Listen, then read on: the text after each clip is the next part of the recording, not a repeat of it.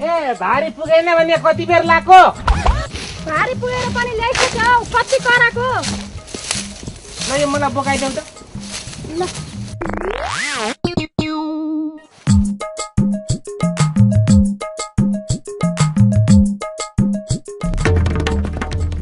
आम्मामामा कत्रो भारी बोके है। त्यसै त दुब्लाएर हाड छाला मात्रै बाँकी भइसक्यो। हाजा छाला बाँकी भएको होइन है बुढा, सिलिम भएको सिलिम। सिलिम सिलिम भन्दा भन्दै चिलिम हुन्थ्यो अनि थाहा पाउँछौ। छिटो छिटो हिँड के, आज 2-3 भारी लानुपर्छ दाउरा। यता होइन यता। हाम्रो घर त यता। मेरो पाखाको दाउरा ल्याएपछि मेरो घर लानु परेन? ल गुरुको हिँड हिँड त पनि। के घुमिरह नि, खुरुक हिँड नि यता। हिँड बाँधेर तपाईँ।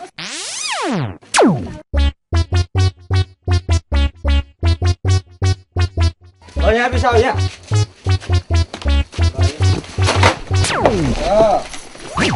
ल धेरै धेरै धन्यवाद। ल्याउन पनि भ्याइया थिएन, फेरि पनि दाउरा चाहियो भने मेरो पाखातिर जानु। यसरी ल्याइदियो हुन्छ फेरि।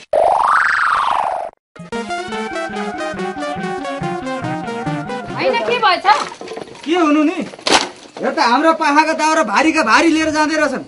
मैले देखेर यहाँ लिएर आएको। अब त छोड्दैनन् तिनीहरूले फेरि हाम्रो दाउरा। हेर भुसुक्कै पारिहालेछ। यो डोको नाम्लो पनि दिने होइन, यहीँ राख्ने। के रे दाउरा खोसे रे, जहाँ अब कुहिएर जाने दाउरा के लोभ गरिरह हो? अनि डोको खै, डोको र नाम्लो पनि त खोसेर राखे नि। मेरीमा डोको र नाम्लो खोस्ने कसैले पख्नु हाम पनि आउँछौ। तिनीहरूका यो दाउरा चोर्ने डोको होइन त, यसलाई म कसरी जोडाउँछु भन्ने कुरा नि मलाई थाहा छ। डोको हुन्छ तेरो दाउरा पाइ छैन। दाउरा पाएपछि डोको ल्याएर किन नभएछ? जुरुपुट्टामा एउटा पनि राख्नु खोल्ने आगो मैले डोको मात्र होइन, पाए त यहाँ मान्छे नै म डराइन्छ। को डर्छ भने अब निस्किन्छ। अब मलाई चाहिँ मलाई हालिदिन्छु आगोमा।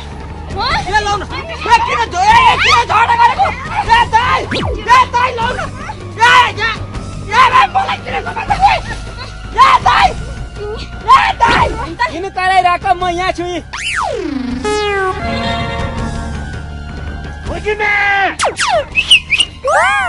हानेका मिल्ने वेले काट नकर त। ए दाइ छुटाउनु पर्यो नि। खेलको मध्यान्तरै भएको छैन, के छुट्याउनु?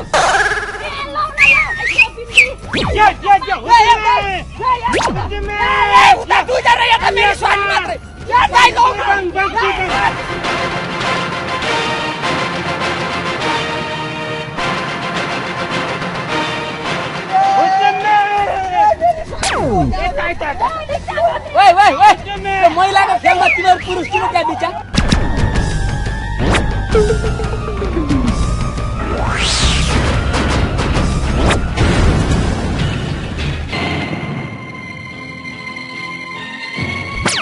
के हो, म त भरेदेखि भात पकाउन सक्दिनँ। आफ्नो पाखा जाउँ भने दाउरा छैन, अर्का पाखा दाउरा खोज्न जाउँ एक त बिजेती भएर आउनु पर्छ। किन्न बोलेको भने के अर्नी? हिर्काइन्छ अहिले अनि त्यहाँबाट सोध्दै सुत्दा नि के अर्नी मैले। के सोच्नु भएको भिनाजु? दाउरा भएको पाखो किन्न पर्यो भनेर सोच्नु भएको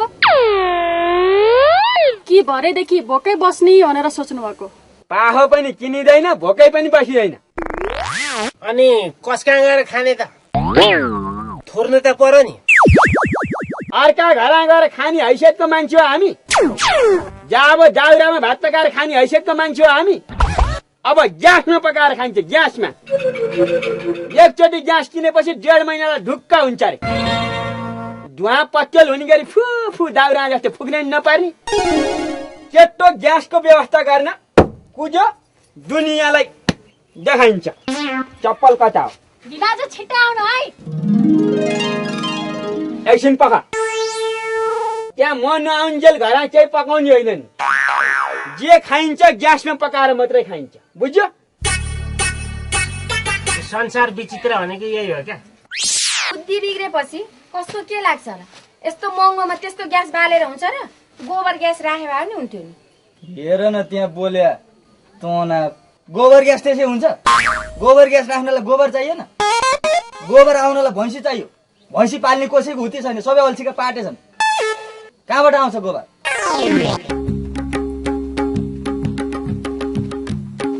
ए बाबे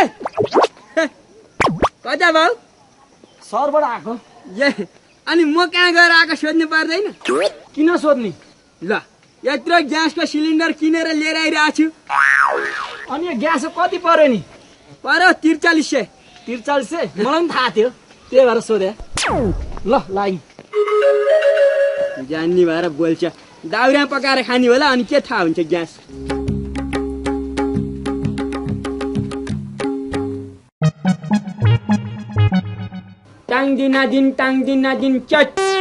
टाङदिन चट कस्तो राम्रो ग्यास धुवा पनि नआउने 1.5 महिनालाई हुने ल्याइयो ग्यास आयो भने बाबा कस्तो गरुको 35 किलो हुँदो रहेछ हेर त्यहाँ 17औं शताब्दीमा जस्तो दाउरा बोकेर हिँडेको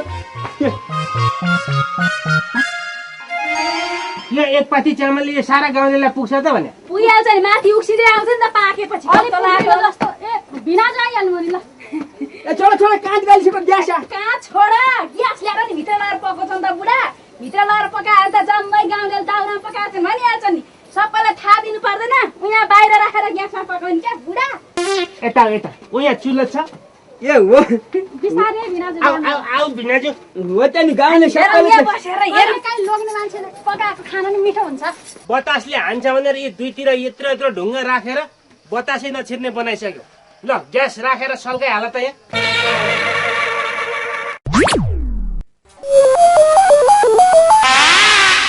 यो ग्यास पसले फेरि कस्तो ठग हुँदो रहेछ भनेदेखि चुलो लाने हो भनेर सोधिरहेको थियो हामीलाई चुलो ल्याउनु पर्छ घरमा चुलो छैन दुईटा छ बाहिर समेत एउटा चुलो छ बरु यो सल्काउने पो कताबाट हो एकछिन ग्यास भनेपछि यो ग्यास लाइटर हेरेर थाहा हुन्छ नि त ग्यास लाइटर धुवा गनाउँदैन के धुवा आए पो गनाउँछ त ग्यास लाइटर यहाँ कसरी बल्छ भन्दाखेरि ए यहाँ पाङ्रो हुन्छ है नाकमा पोल्ला नाकमा यो पाङ्रो यस्तो फ्याट गर्दा पिलिक्क यसरी बल्छ होइन यहाँ पनि एउटा पाङ्रो हुनु पर्ने बिनाजु पाङ्रो चाहिँ बाटोतिर झार्नु भयो कि क्या हो झरे छैन काना हालेर सरासरी आएको कहाँ झर्छ पाङ्रो कतै न कतै यसको पाङ्रो चाहिँ हुनै पर्छ के यतापट्टि छैन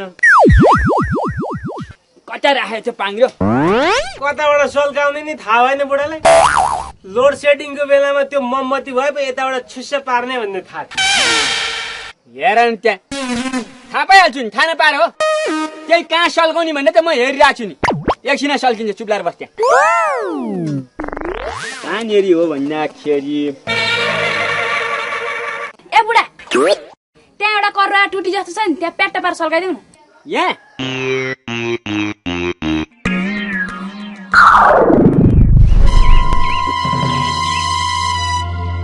बोल्यो त नजाने कुरा चाहिँ नबोल्नु नि प्याच्चा बिचा हेर्दैछु नि जान्ने मान्छेले ए यसो हुन सक्छ ल के भन्दाखेरि अब ढोड खर बाल्यो भने के हुन्छ छिट्टै सल्किन्छ घरेर बल्छ 5 मिनटमा निभिहाल्छ अब यो भने चाहिँ 1.5 महिना पुग्छ अरे भनेपछि यो त अग्राखको काठ जस्तो भयो अब अग्राखको काठ त सल्किनलाई त टाइम लाग्छ नि त्यो भएर यो सल्किन टाइम लाग्छ सल्केपछि 1.5 महिना निम्दैन है यसलाई चाहिँ नि के गर्नु पर्छ भन्दा यहाँ हालेर सल्काउनु पर्छ एकछिन है यस्तो गरे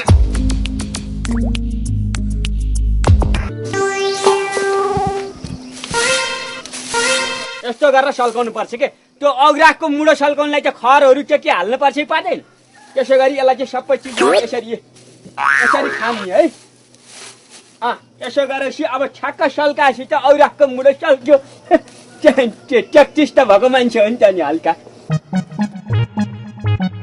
होइन माइने काका भात पाक्यो म त खाना आइ त पाक्छ हेर नि त्यहाँ पकाउनलाई भन्दा खानलाई हतार अब घरमा भाती चामल बसालिसक्यो मान्छे थपिन थाले के हार्ने हो यहाँ घरमा चामल सिद्धिएर छ घरमा गएर 1.5 मन चामल ल्याउँछ यही पानीमा झ्यापा हाल्यो अब चामल लिएर आएर पकाएर खानु भन्दा त म उही खाइहाल्थेँ नि। ठट्टा गरेर भनेपछि अनि बस बस यहाँ गाउँका मान्छे अरू 3-4 जना नि पाउन आउन सक्छन् भन्ने हिसाबले हामीले चाहिँ यहाँ एक पाथी जति चामल बसिहाल्छ।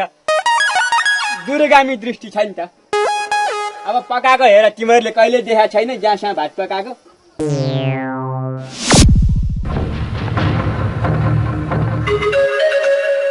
ल अब सल्क्यो। अब मुइनालाई ढुक्क भयो, दाउरा खोज्ने जान नि पार्दैन, धुवा पच्चल हुने गरी फुकिरहन नि पार्दैन। 1.5 महिना जतिलाई ढुक्क आनन्द बलिरहन्छ। केही जान निभ्यो भने यहाँ यतापट्टि एउटा टुट्टी जस्तो छ नि यस्तो, त्यहाँनिरबाट फुक्ने रहेछ के। यो साँच्ची त ग्यासमा त चाँडै पो पाक्छ त। ल तरकारी सरकारी ठिक पारेर त्यो बसालिहाल्नुपर्छ। मिठा बनाउनु है तरकारी चाहिँ।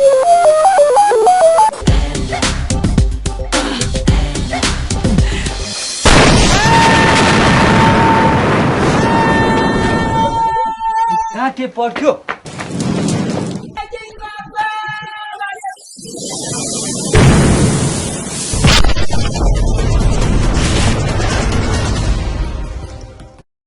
ताङ्गी नागिन चट कस्तो लाग्यो ग्यास? धुवा नआउँदो रहेछ होइन? ग्यास भन्दा त दाउरै ठिक रहेछ। जे गरे नि सुख छैन